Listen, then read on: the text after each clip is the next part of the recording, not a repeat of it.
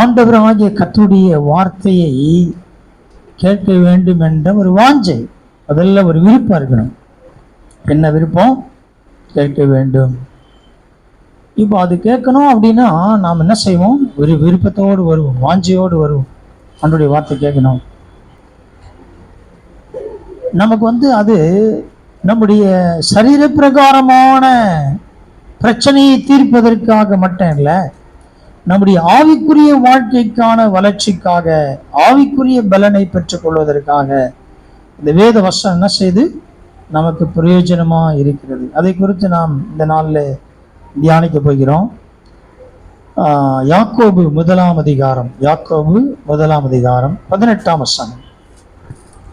அவர் சித்தம் கொண்டு நம்முடைய சிருஷ்டிகளில் நாம் முதற் பலன்கள் ஆவதற்கு நம்மை சத்திய வசனத்தினாலே ஜெனிப்பித்தார். ஆமா, நாம் யார் அப்படின்னா முதற் பலன், முதற் பலன், ஃபர்ஸ்ட் பார்ன், முதற் பலனாய் இருப்பதற்காக அவர் என்ன செய்தார்? சித்தம் கொண்டார், தீர்மானித்தார். தம்முடைய சிருஷ்டிகளில் நாம் முதற் பலனாவதற்கு நம்மை எப்படி அவர் ஜனிப்பித்தார், பிறக்க செய்தார் அப்படின்னா சத்திய வசனத்தினாலே பிறக்க செய்தார். அப்போ துவக்கமே என்ன இருக்குது அப்படின்னா வசனம் இருக்கிறது. நம்முடைய ஆவிக்குரிய வாழ்க்கையின் பிறத்தல் என்ன இருக்குது அப்படின்னா வசனம் இருக்கிறது. வசனத்தினால் பிறக்கிறோம். இதை குறித்து ஆண்டவராய் இயேசு கிறிஸ்து நிக்கோதேமுவிட்ட பேசுறார். யோவான் 3 அதிகாரம் 5 வசனம் பார்க்கிறோம். ஒருவன் ஜலத்தினாலும் ஆவியினாலும் பிறவாவிட்டால் அவன் என்ன செய்ய முடியாதான்? பரலோக ராஜ்யத்தில் பிரவேசிக்க மாட்டான், பிரவேசிக்க முடியாது என்று சொல்லுகிறான். அப்ப அவன் என்ன செய்யணும்னா ஜலத்தினால் பிறக்கணும், வார்த்தையினால். வார்த்தை நம்மை பிறக்க வைத்திருக்கிறது. சத்திய வசனத்தினால் ஜனிப்பித்தார் என்று சொல்லுகிறார். இந்த வசனம் எப்படிப்பட்டது? சத்தியம். கிறிஸ்து யார்? சத்தியம். அவர்தான் வார்த்தை. அந்த வார்த்தை தான் மாம்சமானது. அந்த வார்த்தை தான் என்ன செய்து இந்த உலகத்திற்கு வந்தது மாம்சமாகி. அப்ப நம்முடைய துவக்கம் எங்கே அப்படின்னா வார்த்தையில். நம்முடைய ஆவிக்குரிய பிறப்பு எப்படின்னா வசனத்தினாலே. அப்படி வசனத்தினால் நாம் என்ன செய்திருக்கிறோம்? ஜனிப்பிக்கப்பட்டிருக்கிறோம் அல்லது பிறந்திருக்கிறோம். இப்படி இதோடு கூட முடிஞ்சிச்சா அப்படின்னா இல்லை. தொடர்ந்து இந்த வார்த்தை, தேவனுடைய வார்த்தை, இந்த வசனமானது தொடர்ந்து எப்படி நம்முடைய வாழ்க்கையில இடைப்பட்டு கொண்டிருக்கிறது. தொடர்ந்து இந்த வசனமானது நம்முடைய வாழ்க்கையில இருக்கிறது. தொடர்ந்து இந்த வசனமானது நம்முடைய வாழ்க்கையில என்னெல்லாம் செய்கிறது என்பதை பற்றி நாம் என்ன செய்ய போறோம்? பார்க்க போகிறோம். முதல்ல நம்முடைய ஆவிக்குரிய துவக்கம் எங்கன்னா வசனத்தில் தான். அப்படிதான் நாம துவங்கி இருக்கிறோமா? அப்படிதான் நான் பிறந்திருக்கிறோமா? நமக்கு ஒரு நிச்சயம் இருக்கணும். ஆம், ஆமான்னு சொல்லணும். நான் தேவனுடைய வார்த்தையினால் தான் பிறந்திருக்கிறேன், ஜனிப்பிக்கப்பட்டிருக்கிறேன். நான் தான் the first born, முதல் பலன் நான் தான். என்னை ஆண்டவர் அப்படி என்ன பண்ணிருக்கிறார்? வசனத்தினாலே ஜனிப்பித்திருக்கிறார் என்ற நிச்சயம் நமக்கு இருக்கணும். ஏதோ வந்தோம் போனோம்லாம் இல்லை, இந்த உறுதி இருக்கணும். அப்படிப்பட்டவர்களை குறித்து சொல்லுகிறார். 19 வசனம். ஆகையால் என் பிரியமான சகோதரரே, யாவரும் கேட்கிறதற்கு தீவிரமாயும் பேசுகிறதற்கு பொறுமையாயும் கோபிக்கிறதற்கு தாமதமாயும் இருக்க கடவர்கள். ஆமா, இப்படி வசனத்தினால் நீங்கள் பிறந்ததினாலே நீங்க எப்படி இருக்கணும்? எப்படி இருக்கணும்? நீங்கள் யாவரும் கேட்கிறதுக்கு தீவிரமாயும் பேசுகிறதுக்கு பொறுமையாயும் கோபிப்பதற்கு தாமதமாயும் இருக்க கடவர்கள். எதுக்கு தாமதமா இருக்கணும்? எதுக்கு? வேற எதுக்குன்னா தாமதமா இருக்கக்கூடாது. நாம எதுக்கு தாமதமா இருக்கிறோம்? எதுக்கு தாமதமா இருக்கிறோம்? வேலைக்கு யாருன்னா தாமதமா இருக்குமா? இருக்குமா? இருக்க மாட்டேன். இப்ப தாமதம் எங்கே இருக்கக்கூடாதோ, எங்கே இருக்க வேண்டுமோ அதை நாம் புரிந்து கொள்ள வேண்டும். இப்ப முதல்ல இருந்து பார்க்கலாம். முதல்ல என்ன சொல்றன்னா, நீங்கள் வசனத்தினால் ஜனிப்பிக்கப்பட்டபடினாலே எனக்கு பிரியமான சகோதரே, யாவரும் கேட்க கேட்கறதுக்கு தீவிரமா இருங்க. எதை கேட்கறதுக்கு? வசனத்தை கேட்கறதுக்கு. ஏன்னா நீங்க வசனத்தில பிறந்திருக்கிறீங்க, வசனத்தினால் நீங்க பிறப்பிக்கப்பட்டிருக்கு. அப்படின்னாலே நீங்க அந்த வசனத்தை கேட்பதற்கு தீவிரமா இருங்க. அதை கவனஈனமாய் கவலையற்று அதை பற்றி அக்கறை இல்லாம அப்படி இருக்காதீங்க, தீவிரமா இருங்க என்று சொல்லுகிறார். அந்த வசனத்தை குறித்த உங்களுக்கு ஒரு வாஞ்சை அப்படி இருக்க வேண்டும் என்று அங்கே அவர் சொல்லுகிறார், தேவனுடைய வார்த்தையை குறித்து சொல்லும் பொழுது. அதன் பிறகு பேசுகிறதுக்கு பொறுமையா இருங்க. என்ன பேசுகிறதுக்கு? தேவையில்லாத காரியங்களை பேசுவதற்கு.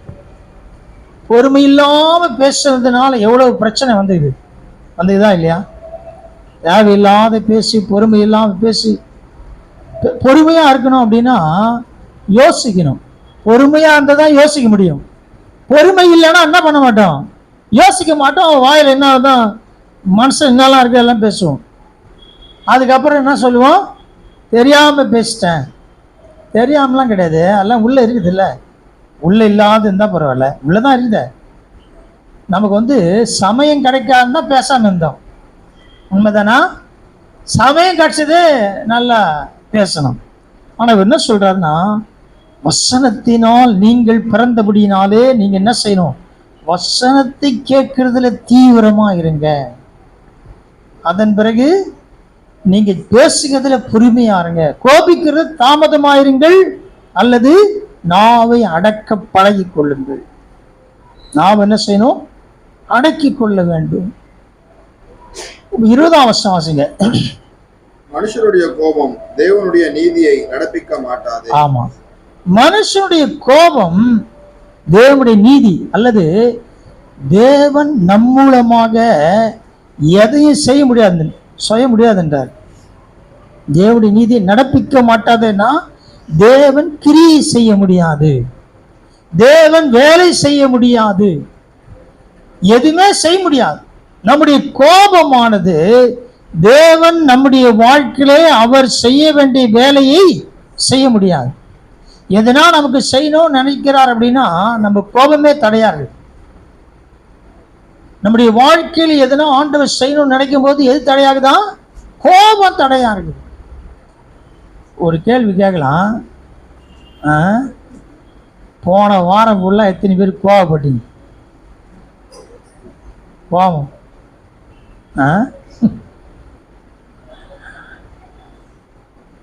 எதுக்கெல்லாம் கோபப்பட்டிருக்கிறோம்? நீங்க பட்ட கோபத்தை குறித்து என்ன சொல்றாருன்னா, தேவன் உங்கள் வாழ்க்கையில் கிரியை செய்வதற்கு தடையா இருக்கிறது, தடையா இருக்கு. அப்ப பிரச்சனை யார்கிட்ட இருக்குது? ஆண்டவர்கிட்ட இல்லை, நம்ம கிட்ட தான் இருக்குது. நாம கோபப்படுகிறதுனாலே அப்படி நீதி நம்முடைய வாழ்க்கையில என்ன செய்ய முடியல? நிறைவேற்ற முடியவில்லை. தேவனுடைய கிரியைகளை நிறைவேற்ற முடியவில்லை. தேவன் செய்ய வேண்டிய காரியம் வாழ்க்கையில நிறைவேற்ற முடியவில்லை. அவ அது ஏன் அந்த 3 காரியத்தை மேல சொன்னார் அப்படின்னா, இப்ப 21 வாசிங்க. ஆகையால் நீங்கள் எல்லாவித அழுக்கையும் கொடிய துர்குணத்தையும் ஒழித்துவிட்டு உங்கள் உள்ளத்தில் நாட்டப்பட்டதாயும் உங்கள் ஆத்துமாக்களை ரட்சிக்க வல்லமை உள்ளதாயும் இருக்கிற வசனத்தை சாந்தமாய் ஏற்றுக்கொள்ளுங்கள். ஆமா, முதல்ல நீங்க என்ன செய்யணும் அப்படின்னா, இது யாருக்கு எழுதுறாரு? வசனத்தினாலே ஜனிப்பிக்கப்பட்டவர்கள் எழுதுறார். அவங்க எழுதும்போது சொல்றாரு, ஆகையால் நீங்கள் எல்லாவித அழுக்கையும் கொடிய துர்க்கணத்தையும் ஒழித்துவிட்டு. அழுக்கும் கொடிய துர்க்கணமும் ஒழிக்காவிட்டால் இந்த வசனம் எதுவுமே என்ன செய்யாது? வேலை செய்யாது. எவ்வளவோ கேட்கிறோம், ஏன் வேலை செய்யல அப்படின்னா, உள்ளே என்ன இருக்குது? எல்லாம் அழுக்கு இருக்குது, கொடிய துர்க்கணம் இருக்குது. இதோடு கூட வசனம் உள்ளே போன உடனே அங்க வேலை செய்ய முடியல. ஒருவேளை அது முல்லை போல பாறையை போல இருக்கிறதுனால அந்த வசனமானது வளர முடியாம போயிடுது. அப்ப நாம் வசனத்தை கேட்பதற்கு முன்பாக நமக்கு ஒரு ஆயத்தம் தேவை. நான் கேட்க போகிறேன், நான் எப்படி இருக்கணும்? என் இருதயத்தை ஆராய்ந்து பார்க்க வேண்டும். யாருன்னா எனக்கு சொல்லணும் அப்படின்லாம் நினைக்காதீங்க. முதல்ல உங்க இருதயத்தை குறித்து உங்களுக்கு தான் தெரியும். உங்க இருதயத்தின் நிலைமை முதலில் உங்களுக்கு தெரியும். அடுத்தது பிசாசுக்கு தெரியும், அடுத்தது ஆண்டவருக்கும் தெரியும், மற்றவங்களுக்கு தெரியாது. அப்ப நம்முடைய இருதயத்தின் நிலைமை என்ன என்பதை நாம் ஆராய்ந்து பார்த்து தேவனுடைய வார்த்தை எனக்குள் என்ன செய்யணும், ஏற்றுக்கொள்ளப்பட வேண்டுமே. இதெல்லாம் சுத்திகரிக்கணும். இதோடு கூட நீங்க வந்தீங்கன்னா வசனத்தை ஏற்றுக்கொள்ள முடியாது. அது எப்படி ஏற்றுக்கொள்ளணும்னு சொல்றாரு? சாந்தமா ஏற்றுக்கொள்ளுங்கள். சாந்தம் வருமா? சாந்தம் வருமா? உள்ள இதெல்லாம் இருக்கும்போது வசனத்தை கேட்கும் போது சாந்தம் வருமா, கோபம் வருமா? ஏன் இப்படி இருக்குது அப்படின்னா உள்ளே இதெல்லாம் இருக்குது. இது எல்லாவற்றையும் சுத்திகரித்து அவர் சொல்றாரு, உங்களுக்கு அருமையான வார்த்தையை நான் வைத்திருக்கிறேன். அதுவும் எப்படிப்பட்டதான், எதற்காக இந்த வார்த்தை என்று சொல்லுகிறார் என்றால் உங்கள் ஆத்துமாவை அது ரட்சிக்கும். எதற்கு வசனம்? உங்கள் ஆத்துமாவை ரட்சிப்பதற்காக. இப்போ இது இல்லைன்னா வாழ்ந்து என்ன பிரயோஜனம்? ஆத்துமாவை ரட்சிக்கிற வசனம் உங்களுக்கு இல்லை அப்படின்னா நான் வாழ்ந்து என்ன பிரயோஜனம்? வாழுது அதுக்கு தானே, ரட்சிப்புக்கு தானே. ரட்சிக்கப்பட்டு அதில் நிலைத்திருந்து அப்படியே வாழ்ந்து நாம அவருடைய ராஜ்யத்துக்கு போறது தான் நாம் என்ன செய்திருக்கிறோம், வாழ்கிறோம். இப்போ அது இல்லாம என்ன பிரயோஜனம் வாழ்ந்து? அதுதான் என்ன சொல்றாரு இங்க, நல்லா கவனிங்க. நீங்கள் எல்லாவித அழுக்கையும் கொடிய துர்க்கணத்தையும் ஒழித்து விட்டு உங்கள் உள்ளத்தில் நாட்டப்பட்டதாயும் உங்கள் ஆத்துமாக்களை ரட்சிக்க வல்லமையுள்ளதாயும் இருக்கிற வசனத்தை சாந்தமா ஏற்றுக்கொள்ளுங்கள். சாந்தம் இருக்கணும். அப்படி இல்லை அப்படின்னா அங்கே வசனம் கேட்டும் பிரயோஜனம் இல்லாம போயிடும். பிரயோஜனமே இல்லை. என்ன எப்படி இருக்குது ஆவிக்கு? ஒன்றும் பிரயோஜனம் இல்லை. எதனா வளர்ச்சி இருக்குதா? இல்லை. எப்படி இருக்குன்னு அதே மாதிரிதான் வாழ்க்கை. வாழ்க்கையில ஒரு முன்னேற்றம் இல்லை ஆவிக்குரிய வாழ்க்கையில். ஏன் இது இல்லையே? சாந்தமா ஏற்றுக்கொள்கிற மனது இல்லையே. ஏற்றுக்கொண்டதானே அங்கே எல்லாம் நடக்கும், கிரியை நடக்கும். ஆண்டவர் பாருங்க, நம்மை பிறக்க வச்சதும் வசனத்துல தான், ஆத்துமாவை ரட்சிக்கிறதும் வசனத்தில் தான் ரட்சிக்குது. இந்த வசனம் தான் நம்முடைய ஆத்துமாவை ரட்சிக்க வல்லமையுள்ளதா இருக்கிறது. அப்படியானால் இந்த வசனத்தை குறித்து நாம எவ்வளவு கவனமா இருக்கணும். இந்த வசனம் எனக்கு எவ்வளவு அவசியம், என் ஆவிக்குரிய வாழ்க்கைக்கு இந்த தேவனுடைய வார்த்தை எவ்வளவு அவசியமானது அப்படி என்ற புரிந்து கொள் நம்ம இருக்குமே. ஆனால் நாம் என்ன செய்ய முடியும்? இருதயத்தை ஜாக்கிரதையா காத்துக்கும், சாந்தத்தோடு கூட என்ன சொன்னாலும் கேட்போம். ஏன்? இது எனக்கு ஒரு லாபம் இருக்குது. இன்னத்தினால வாங்கிப்போம். ஸ்கூல்ல சில பசங்க என்னதான் அடிச்சாலும் சரி ஸ்கூலை விட்டு ஓட மாட்டாங்க. எப்படியாவது ஏன் என் எதிர்காலம் நல்லா இருக்கணும் அப்படின்னு என்ன செய்யறாங்கன்னா அவர் எல்லாவற்றையும் சகிக்கிறான். வேலையை கத்துக்க நினைக்கிறவன் சகிக்கிறான், படிப்பை கத்துக்க நினைக்கிறவன் சகிக்கிறான். எதிர்காலம் நான் ஆசீர்வாதமா இருக்க வேண்டும், நம்முடைய ஆத்துமா ரட்சிப்புக்குள்ளே வர வேண்டுமே. ஆனால் நான் இந்த வசனத்தை என்ன செய்யணும்? சாந்தமா ஏற்றுக்கொள்ள வேண்டும். ஏற்றுக்கொள்றதுக்கு கடினமா இருக்குது, கோபம் வருது, ஆத்திரம் வருது. எப்படி என்ன பார்த்து சொல்லலாம் அப்படின்னு ஓன் நல்லா இருக்கிறான், ஒன்றும் செய்ய முடியாது. இல்ல எனக்கு இப்படி கிடைச்சதே நினைக்கிறான் இருக்கிறான். இந்த வசனம் எனக்கு கிடைச்சதே மகிழ்ச்சி அடைகிறான். இந்த வசனத்தில் தான் நான் என்ன செய்யறேன்? என் ஆத்மாவுக்கு ரட்சிப்பை தேவன் வைத்திருக்கிறாரே, சந்தோஷப்படலாம், ஆத்திரமும் பண்ணலாம். ரெண்டே இருக்குது. இப்போ நம்ம வசனத்தை கேட்கும்போது இது எனக்காக தான் ஆண்டவர் பேசுறாரு. மற்றவங்களுக்கு நினைக்காதீங்க. மனைவிக்கு, கணவனுக்கு, அவங்களுக்கு, இந்த சிஸ்டருக்கு, அந்த பிரதருக்கு இல்லை. இது எனக்காக. நான் அப்படிதான் எடுக்கிறேன். வசனத்தை தியானிக்கும் போது அந்த உணர்வோடு தான் நான் எடுக்கிறேன். எனக்காக. அவர் சாந்தமா ஏற்றுக்கொள்ளுதல்.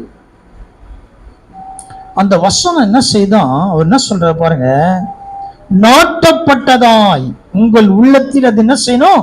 நாட்டப்பட்டிருக்க வேண்டும். நாட்டப்பட்டிருக்குதுன்னா என்ன பிரச்சனை வந்தா நான் அசைக்க முடியாது. இது நாட்டப்படுகிற இடம் சரியா இருக்கணும், நாட்டப்படுதலும் சரியா இருக்கணும். அப்ப நாட்டப்பட வேண்டும் என்றால் நான் என்ன செய்யணும்? பொறுமையா, பொறுமையோடு கூட, பொறுமையும் பேசுகிறதுக்கு பொறுமையா இருக்கணும் இல்ல. இப்போ அடுத்த வருஷம் வாசிங்க. அல்லாமலும் நீங்கள் உங்களை வஞ்சியாதபடிக்கு திருவசனத்தை கேட்கிறவர்களாய் மாத்திரமல்ல, அதன்படி செய்கிறவர்களாயும் இருக்கும். சிலர் இதுக்காக இப்படி ஜெபம் பண்ணுவோம், ஆண்டவரே நாங்க கேட்கற மாட்டோமில்ல, அதன்படி செய்யலாம் இருக்கணும். ஜெபம் மட்டும் பண்ணா போதாது, ஜெபம் மட்டும். இப்ப ஏன் அப்படி ஜெபம் பண்ணே தெரியாது, நமக்கு தெரிஞ்சா எல்லாம் பண்ணி நிற்கிறோம், என்னாலே தெரியாது, யாரை பண்றேன் நானும் பண்றேன். இப்ப நீங்க தெரிஞ்சு பண்ணுவோம், ஏன் இந்த வசனத்தை சொல்லி ஜெபம் பண்ணு தெரிஞ்சு பண்ணுவோம். அவர் என்ன சொல்றாரு?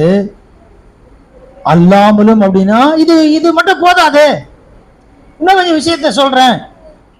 நீங்கள் உங்களை வஞ்சாதபடிக்கு, உங்களை நீங்க ஏமாத்திக்காதபடிக்கு திருவசனத்தை கேட்கிறவளாய் மாத்திரமல்ல, நீங்க கேட்கிறவளால மட்டும் இருந்தீங்கன்னா உங்களை நீங்க என்ன பண்ணுவீங்க? உங்களே நீங்களே ஏமாத்திப்பீங்க, உங்களை நீங்களே ஏமாத்திப்பீங்க. அப்போ நீங்க கேட்கிற மாத்திரமல்ல, அதன்படி செய்கிறவளாயும் இருங்கள். நீங்க என்ன செய்யணுமா? செய்யுங்க. அப்படின்னா அதற்கு கீழ்ப்படிதல், கீழ்ப்படிய வேண்டும் இல்ல. நாம் வசனத்துக்கு, நான் கேட்கிற வசனத்துக்கு கீழ்ப்படியும் போது மாத்திரமே அதன்படி செய்கிறவனா இருக்கிறேன். இல்லை அப்படின்னா என் வேலை கேட்கறதோட சரி, அவ்வளவுதான், கேட்கறதோட சரி. இந்த வாரம் கேட்கிற இந்த வசனத்தின்படி இந்த வாரம் முழுச என் வாழ்க்கை என்ன செய்யணும்? நடக்க வேண்டும். இதுதான் இந்த வாரம் கேட்டேன். ஒவ்வொரு நாளும் அப்படியே போய் பாருங்களேன், அந்த வாரத்தின் முடிவு எப்படி இருக்கும்? மகிழ்ச்சியா இருக்கும், ஆத்மாவை காத்துக்கொண்ட திருப்தி இருக்கும், வசனத்தின்படி நடந்த மகிழ்ச்சி இருக்கும். உங்களுக்கு யார் என்ன பிரச்சனை இருந்தாலும் அல்லது உலகத்துக்குரிய காரம் எதுவா இருந்தாலும் அதை விட வசனத்தை குறித்த மேலான மகிழ்ச்சி இருக்கும். அது இங்க அதுதான் சொல்றாரு. அல்லாமலும் அப்படின்னா இது மட்டும் இல்ல, உங்களை நீங்க ஏமாத்திக்காதீங்க என்ற. நான் உங்களுக்கு எல்லாம் சொல்றேன், உங்களுக்கு பிரசங்கிக்கிறேன், நிருபங்களை கொடுக்கிறேன். இதை நீங்க சும்மா வாசிட்டு தூக்கி போட்டீங்கன்னா அவ்வளவுதான், கேட்டுட்டு விட்டுட்டு போட்டீங்கன்னா வேஸ்ட், உங்களை நீங்க ஏமாத்திப்பீங்க. அப்ப என்ன செய்யணும்? நீங்கள் அதன்படி செய்கிறவர்களா இருங்கள். நீங்க அதன்படி செய்யுங்க என்ற. செய்யலன்னா பிரயோஜனம் இல்லை. நம்முடைய வாழ்க்கையில நாம் எப்படிப்பட்ட நிலையில் இருக்கிறோம் என்பதை குறித்து நாம் பார்க்கணும். நான் எப்படி இருக்கிறேன், எந்த சூழ்நிலையில் இருக்கிறேன், நான் அது கீழ்ப்படுகிறேனா, தேவனுடைய வார்த்தைக்கு நான் என்னை அர்ப்பணிக்கிறேனா, கேட்கறதோடு சரி நிற்காம இருக்கிறேனா இல்ல. இப்போ அடுத்த வருஷம் வாசிங்க. எண்ணத்தினால் எனில் ஒருவன் திருவசனத்தை கேட்டும் அதன்படி செய்யாதவனானால் கண்ணாடியிலே தன் சுபாவ முகத்தை பார்க்கிற மனுஷனுக்கு ஒப்பாயிருப்பான். ஆமா, இப்போ எண்ணத்தினால் எனில் எதுக்காக இதை சொல்றேன்? ஒவ்வொன்றுக்கும் சொல்லி தான் எழுதுறேன். எண்ணத்தினால் எனில் ஒருவன் திருவசனத்தை கேட்டும் அதன்படி செய்யாதவனானால் அப்படின்னா அதை பிராக்டிஸ் பண்ணவில்லை அல்லது அனுபவமாக்கவில்லை. கேட்காம கேட்டு அதை அனுபவமாக்கவில்லை, அதன்படி நடக்கவில்லை என்றால் பிரயோஜனம் இல்லை. அவன் தன்னை ஏமாற்றிக் கொள்கிறான். நிறைய கேட்கிறோம், நிறைய வாசிக்கிறோம், பைபிள் வாசிக்கிறோம் இல்ல. இது ஒரு தர்ம சகடமானது. என்னது? எத்தனை பேர் பைபிள் வாசிங்க? எங்க நேரம் இருக்குது? காலையில எழுந்து ரெடியாகி ஓடுறதுக்கே சரியா இருக்குது.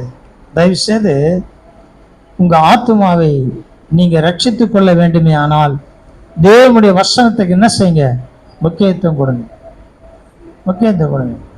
அப்படி இல்லை அப்படின்னா ஏதோ ஒரு வாழ்க்கை, ஒரு நிம்மதி இல்லாம வாழ்க்கை இருக்கும், ஒரு சமாதானம் இல்லாத ஒரு சூழ்நிலை போயிருப்பீங்க. அதற்கு முக்கியத்துவம் கொடுத்து பாருங்க, நீங்க ஆசீர்வதிக்கப்படுகிறா இருப்பீர்கள். அவர் சொல்றாருங்க, எண்ணத்தினாலில் ஒருவன் திருவசனத்தை கேட்டும் அதன்படி செய்யாதவனானால், செய்யலனா கண்ணாடியிலே தன் சுவாப முகத்தை பார்க்கிற மனுஷனுக்கு ஒப்பார். சும்மா பார்க்கறான், கண்ணாடியில பார்க்கறான், அவ்வளவுதான். பார்த்துட்டு போன பிறகு அவனுக்கு ஒன்றும் ஞாபகம் இல்லை. கண்ணாடியில பார்த்துட்டு போறதும் சரி, கண்ணாடியில பார்த்து தன்னை சரிப்படுத்திக் கொள்ள வேண்டும். இந்த வசனமும் கண்ணாடி தான், வேதமும் நமக்கு கண்ணாடி மாதிரி இருக்குது. என்ன காண்பிக்கிறது, நம்மை வெளிப்படுத்துகிறது அல்லது காண்பிக்கிறது. அப்படி காண்பிக்கும் போது நாம் நம்மை சரிப்படுத்திக் கொள்ள வேண்டும். சரிப்படுத்திக் கொள்ள வேண்டும். நாம் அப்படியே போகக்கூடாது, நாம் அப்படியே ஒன்றும் இல்லாமல் போயிடக்கூடாது. நாம் அங்கு நிற்கணும்.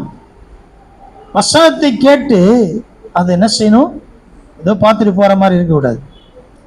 24 வாசிங்க, 24ஆம் வசனம். அவன் தன்னைத்தானே பார்த்து அவ்விடம் விட்டு போன உடனே தன் சாயல் என்னதென்பதை மறந்து விடுவான். அவன் மறந்து விடுவான். தன் சாயலை அவன் என்ன செய்யறானா, மறந்துடுறான். மறக்காமல் இருக்க வேண்டும். கேட்டதை மறக்காம இருக்கணும் அப்படின்னா அதை நாம் காத்து கொள்ள வேண்டும். கேட்டதை மறக்காம இருக்கணும்னா காத்துக்கணும். அப்புறம் என்ன செய்யணும்? அப்போஸ்தலனாகிய பவுல் கேட்ட கேள்வி அதுதான். என்ன கேட்கிறாருன்னா, ஆண்டவரே நான் என்ன செய்ய சித்தமா இருக்கிறேன். கீழே விழுந்துட்டார், கண்ணு தெரியல. அப்போ நாம் பார்த்த உடனே கண்ணாடியில் பார்த்துட்டு போயிட்டு அவரு நம்ம ஞாபகம் இல்லை, நம்மளே ஞாபகம் இல்லை, நம்ம முகம் நமக்கு ஞாபகம் இல்லை. அதுபோல வசனத்தை கேட்டு போயிடாதீங்க. நாம் என்ன செய்யணும், மறக்கக்கூடாது. அப்போ தேவனுடைய வார்த்தையை மறக்காம இருக்கணும்னா என்ன செய்யணும்? சின்ன வயசுல எதுனா வாங்கிட்டு சொல்லுவாங்க, வெங்காயம் வேணும்பா, இல்லை வெள்ளம் வேணும்பா, காப்பி தூள் வேணும்பா, பால் வேணும்பா, ஏதாவது மளிகை பொருள் வாங்க சொல்லுவாங்க. அதை வாங்க சொல்லும்போது 2-3 சொன்னாங்கன்னா நாம் போகும்போது என்ன ஆகுனா, போயிட்டு நம்ம விளையாட்டினே போயிட்டு கடாயில் போய் நிற்கும் போது தான் தெரியும், ஆஹா ஆமாம் இது சொன்னாங்களா அது சொன்னாங்களா, அது அப்படியே இருக்கும். அதுக்கு என்ன செய்யணும்னா ஒரு ஐடியா இருக்குது. என்ன ஐடியா? சொல்லினே போகணுமா? சொல்கிறார், சொல்லினே போகணும். நல்ல ஐடியா. அதை என்ன செய்யணும்னா சொல்லினே போகணும். என்ன சொன்னான், ஆனால் ஒரு ஆபத்து என்னன்னா, எவனா குறுக்க வரக்கூடாது. வேகமாக ஒரு சைக்கிள்காரன் வந்துட்டான், இல்லை ஸ்கூலில் படிக்கிற நம்ம கிளாஸ்மேட் யாராவது வந்துட்டான் அப்படின்னா தொலைஞ்சி தண்ணி வீட்டில் போய் உதவாங்க. அப்போ என்ன செய்யணும், சொல்லினே போனோம். அதை சொல்லினே போகும்போது அங்கேயே ஒரு ஆபத்துக்கு இது கடையில். என்ன ஆபத்து? அங்கே ஒரு 4 பேர் நின்றுக்கிறான்னா நமக்கு பிரச்சனை வந்துடும். யாரெல்லாம் நேராக போய் சொல்லிடலாம். இப்போ அங்கே போய் சொல்லி நிற்கணும். சுமார்றாங்க, உனக்கு தெரியுமா ஏன் பிரச்சனை? அங்கே போய் யார் உதவ வாங்கிறது? அதனால நான் சொல்லினே இருக்கிறேன். இப்படி சொல்லினே இருந்தால் நம்ம தப்பிச்சுப்போம். ஆனால் எழுதி கொடுத்தா அந்த பிரச்சனையே இருக்காது இல்லை. ஆண்டவர் நம்முடைய கரத்தில் எழுதி கையில் கொடுத்துட்டார். சொல்லினே இரு, மறக்கவே மறக்க முடியாது. பரலோகத்துக்கு போய் சார் சொல்லின்னு தான் இருக்கணும். யாரு குறுக்க வந்தாலும் சொல்லினே இருங்க. யாருன்னா வருவாங்க, ஃப்ரெண்டு வருவார். சொல்லி இருக்கும்போது நம்ம என்ன பண்ணோம், அவர் சொல்றதை சொல்லுவோம், இதை விட்டுருவோம். ஒரு கதை கூட ஒன்று இருக்குது, கொடக்கட்டை கதை. மண்டபீனை பிறந்த கொடக்கட்டை மாதிரி. அப்ப நம்முடைய வாழ்க்கையில யார் குறுக்கிட்டாலும் ரொம்ப நல்ல ஃப்ரெண்டு பேசுங்கிற பேசி பேசி நம்ம சொல்றதை நிறுத்திட்டு அவர் சொல்றது கேட்டு பேசி நிற்போம். ஆண்டு பாப்பா, அட பாவி, நான் உனக்கு வசந்த சொல்லி கொடுத்தா நீ எத்தையே சொல்லுங்கிறிய. அப்போ நாம் தொடர்ந்து நீங்க சொல்லினே இருக்கணும், சொல்லினே இருக்கணும். சொல்ல சொல்ல சொல்ல அது என்ன செய்யணும், ஞாபகத்திலே இருக்கும், மறக்கவே முடியாம ஆயிடும். அந்த வசனம் நம்ம என்ன செய்யும், பாதுகாக்கிறதா இருக்கிறது. இவ மறந்துடும்னா சொல்றது நிறுத்திட்டா மறந்துடும், வாசிக்க நிறுத்திட்டா மறந்துடும், ஜபிக்க நிறுத்திட்டா மறந்துடும். கர்த்தர் நல்லது. எதுக்காக அப்படின்னா நாம் மறக்காம இருக்கணும். தாவீது சொல்றாரு, மறவாத மறவாத மறவாத என்ற அவர் செய்த சகல உபகாரங்களையும் மறந்துடாத. மறந்துட்டுனா உனக்கு ஆபத்து. இஸ்ரவேல் ஜனங்களுக்கு பிரச்சனையே மறந்ததுனால்தான், மறந்துட்டாங்க. அவர் செய்த நன்மை ஆசீர்வாதத்தை மறந்துட்டாங்க, பிரச்சனை வந்துடுச்சு. தொடர்ந்து நம்ம போவோம். அடுத்த வருஷம் வாசிங்க. சுயாதீன பிரமாணம் ஆகிய பூரண பிரமாணத்தை உற்று பார்த்து அதிலே நிலைத்திருக்கிறவனே கேட்கிறதை மறக்கிறவனா இராமல் அதற்கேற்ற கிரியை செய்கிறவனா இருந்து தன் செய்கையில் பாக்கியவானா இருப்பான். ஆமா, அதிலே தொடர்ந்து இருக்க வேண்டும் என்று சொல்லுகிறான். சுயாதீன பிரமாணமாகிய பூரண பிரமாணத்தை உற்று பார்த்து, நமக்கு எப்படி நம் சுயாதீனம், நாம் விடுவிக்கப்பட்டிருக்கிறோம். நாம் எந்த பிரமாணத்துக்கும் அடிமையா இல்லை. பிரமாணம் பழைய உடன்படிக்கை புத்தகத்தில் எல்லாரையும் அடிமையாக்க வைத்திருந்தது. ஆனால் புது உடன்படிக்கை புத்தகத்தை வாசிக்கும் பொழுது நாம் எதற்கும் அடிமையா இல்லை. அதுதான் இயேசு கிறிஸ்து சொல்றார். பாவம் செய்கிறவன் பாவத்துக்கு அடிமையா இருக்கிறான். அடிமையை பற்றி சொல்லும் போது நாங்க யாரும் அடிமை இல்லைன்றான். பாவம் செய்ய அடிமையா இருக்கிறான். அப்ப இங்க உங்களுக்கு அடிமையா நீங்க இல்லை, அது விட்டு பாருங்க. அதிலே சுயாதீனத்தில் நிலைத்திருக்கிறவனே கேட்கிறதை மறக்கிறவனா இராமல் அதற்கேட்ட கிரியை செய்வனா இருந்து தன் செய்கையில் பாக்கியவானா இருப்பான். அவன் ஆசீர்வதிக்கப்பட்டவன். எப்படின்னா அதை நடைமுறைப்படுத்துகிறவன். அதாவது இப்போ நீங்க ஒரு ட்ரைனிங் போறீங்க அப்படின்னா அதுல தியரி இருக்கும், ப்ராக்டிக்கல் இருக்கும். நீங்க படிப்பெல்லாம் சொல்லிக் கொடுப்பாங்க. சொல்லிக் கொடுத்துட்ட பிறகு என்ன செய்யணும், ப்ராக்டிக்கலுக்கு என்ன செய்யணும், இந்த வெளியே போகணும். அதை செய்து நடைமுறைப்படுத்தி பார்ப்பதற்கு எங்காவது போய் உங்களுக்கு பயிற்சி கொடுப்பான். இல்லை கொடுக்குறாங்களா? இல்லை ட்ரைனிங் எடுக்கிறீங்க, மெட்டீரியல் எடுக்கிறீங்க, எடுத்த பிறகு அதோட நேரம் நீங்கள் சண்டைக்கு போக மாட்டோம். இல்லை உங்களுக்கு பயிற்சி கொடுக்கறதுக்கான ஒரு ஃபீல்டு இருக்கும், அங்கே எல்லாம் நடக்குது எல்லாம். ஏன் அப்படின்னா நீங்கள் எந்த அளவிற்கு பயிற்சி பெற்றீர்கள் என்பதை குறித்து சொல்லிக் கொடுக்கப்படும். இப்போ கேட்ரிங்லாம் படிக்கிறாங்கல்ல, படித்த பிறகு அவங்க என்ன செய்கிறாங்க, அதை செய்து காட்டணும். அதோட கூட பிரச்சனை தீருதில்ல, எல்லாம் செய்து காட்டணும். அப்போ இங்கேயும் அவர் என்ன சொல்றாருன்னா, நீங்க அதில் நிலைத்திருக்க வேண்டுமையானால் நீங்க என்ன செய்யணும், பயிற்சி எடுக்கணும். நீங்க அதை தொடர்ந்து உங்களுடைய வாழ்க்கையில் அதை கேட்டு கிரியை செய்கிறவனா இருக்க வேண்டும். கிரியை செய்யும். ஜெபம் ஒரு கிரியை தான். தேவனுடைய வசனத்தை வாசித்தல், தேவனுடைய வசனத்தை கீழ்ப்படிதல், இப்படி ஒவ்வொன்றையும் நீங்கள் செய்யும் போது அதில் என்ன செய்றீங்களா, நிலைத்திருக்கிறவளா இருக்கிறோம். மறக்காம இருக்கிறோம். இன்னும் சொல்ல போனா என்ன செய்யல, மறக்காம இருக்கிறோம். அதற்கேற்ற கிரியை செய்யலா இருக்கிறோம். நம்முடைய கிரியைகள், நம்முடைய செயல்பாடுகள் வசனத்தின் அடிப்படையில் தான் இருக்குது. நம்முடைய பேச்சு, நம்முடைய நடக்கை, நம்முடைய சுவாபம், நம்முடைய எல்லா காரியங்களும் எதின் அடிப்படையில் இருக்குதுன்னா உள்ளே இருக்கிற வசனத்தின் அடிப்படையில் இருக்கிறது. உள்ளே தேவனுடைய வார்த்தை நாட்டப்பட்டு அது பலன் கொடுக்கிறதா இருக்கிறது அப்படின்னா நம்முடைய பேச்சு எப்படி இருக்கும், நல்லா இருக்கும். ஏன் நாட்டப்பட வேண்டுமானால் அது கனி கொடுக்க வேண்டும். நாட்டப்படலாம் கனி கொடுக்காது. அதான் சொல்றாங்க, உள்ளத்தில் என்ன செய்யும், நாட்டப்பட்டதா இருக்கணும். அப்படி நாட்டப்படும் பொழுது மாத்திரமே அது பலன் கொடுக்கும், கனி கொடுக்கும். அவரோடு கூட இயேசு கிறிஸ்துவோடு இசைந்திருக்கிறோம், இணைக்கப்பட்டிருக்கிறோம். அப்பதான் நாம கனி கொடுக்க முடியும். அப்புறம் மிகுந்த கனி சுத்திகரிக்கப்பட்ட பிறகு. அப்படி இருக்க வேண்டுமையானால் நாம் என்ன செய்யணும், அதை பயிற்சி செய்கின்றார்.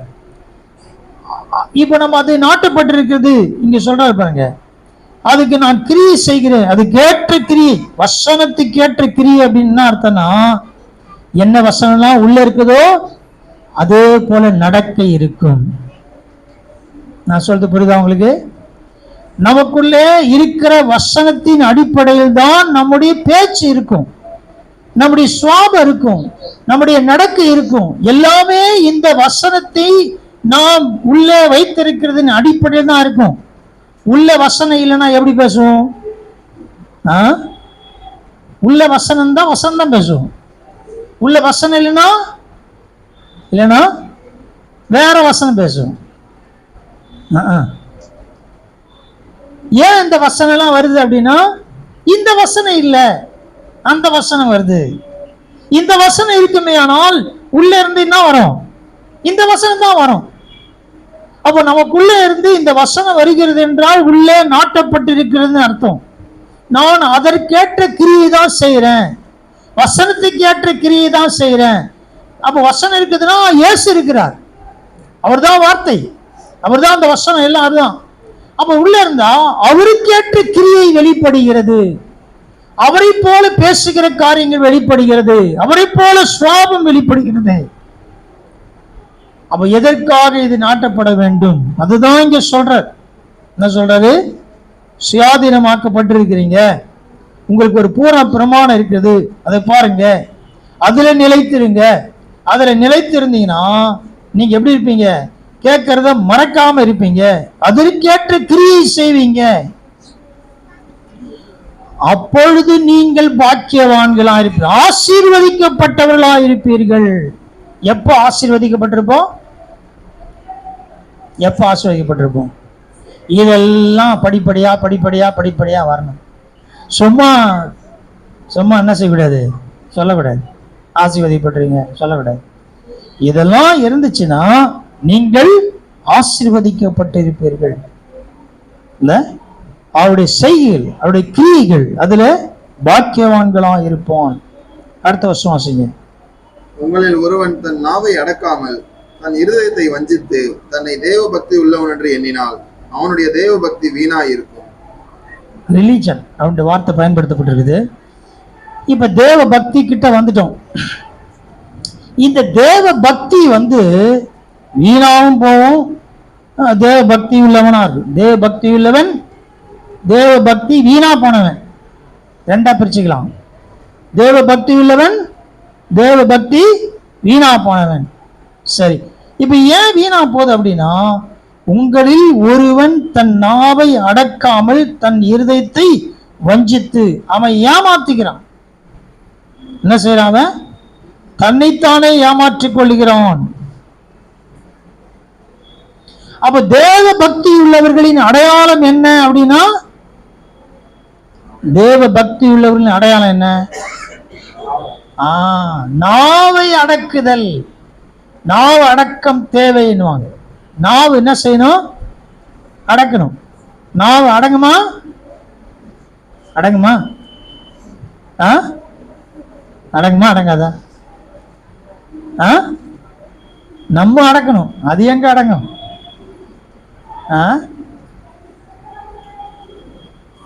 இவர் என்ன சொல்றாரு? உங்களில் ஒருவன் தன் நாவை அடக்காமல், அடக்காம இருக்கிறோம் அப்படின்னா அவன் தேவ பக்தியா இருக்கணும்னு நினைக்க கூடாது. அவன் நாவை அடக்கி வாழ வேண்டுமே, ஆனால் வாழும் பொழுதுதான் அவன் உண்மையில தேவ பக்தி உள்ளவனா இருக்கிறான். ஏன்னா இந்த நாவை குறித்து அப்புறம் நம்ம முன்னால நிறைய சொல்றாரு. அது எப்படிப்பட்டது அப்படியே சொல்லின்னு வர்றாரு.